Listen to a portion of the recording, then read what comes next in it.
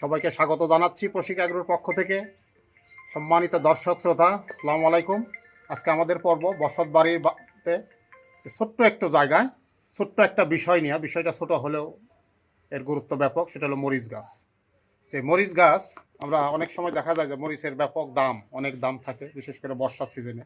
আপনি দুইটা মরিচ গাছ, আপনার বাড়িতে যদি দুইটা মরিচ গাছ আপনি রোপণ করতে পারেন জাতের, তাহলে আপনার সারা বছরের মরিচের চাহিদা পূরণ হবে। সেই ধরনের মরিচের জাত এবং এর উৎপাদন প্রক্রিয়া নিয়ে আজকে কথা বলবো। যে মরিচ গাছটা আমি আপনাদের দেখাবো, সেটাই যে মরিচ গাছটা দেখেন, গাছের গোড়াটা পরিষ্কার থাকবে। এই জাতের মরিচ এক এক এলাকায় এক এক নামে এদের ডাকা হয়।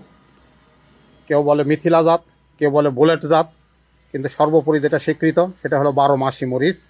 এর রং হলো বেগুনি রং, প্রচুর মরিচ ধরেছে। এই গাছটির বয়স 1.5 বছর, 3 মাস পর থেকে মরিচ ধরা শুরু করে এবং চলতেই থাকে কন্টিনিউ। মরিচের নাই, কমপক্ষে 300 মরিচ আছে একটা গাছে। তো এর বড় বৈশিষ্ট্য হলো এর মরিচ যতই তুলবেন ততই হবে। যেমন এই দেখেন ফুল, যারা দেখতে পাচ্ছেন যে ফুলের কিন্তু অভাব নাই, প্রচুর ফুল আসছে। এগুলো মরিচ হয়ে যাবে।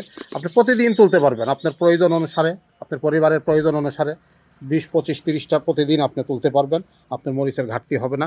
গাছকে পরিচর্যা করতে হবে, গোড়ায় যাতে পানি না জমে, পানি যাতে না জমে সেটা লক্ষ্য রাখতে হবে। আর বিশেষ করে বর্ষার সিজনে এমন একটা সময় আসে 3 দিন 4 দিন বৃষ্টি থাকে, ঠিক সেই অবস্থায় এই গাছের গোড়ায় পলিথিন দিয়ে, এই সাইডগুলো পলিথিন দিয়ে ঢেকে এখানে পলিথিনের মুখটা বেঁধে দিবেন। পানি যাতে না জমে, পানি যাতে গোড়ায় খুব বেশি পরিমাণে না যায়। আপনার গাছ অনায়াসে 3 বছর 4 বছর চলবে। আর এর চারা পাওয়া খুব সহজলভ্য। আপনি 12 মাসি জাত নিজেও চারা করতে পারেন।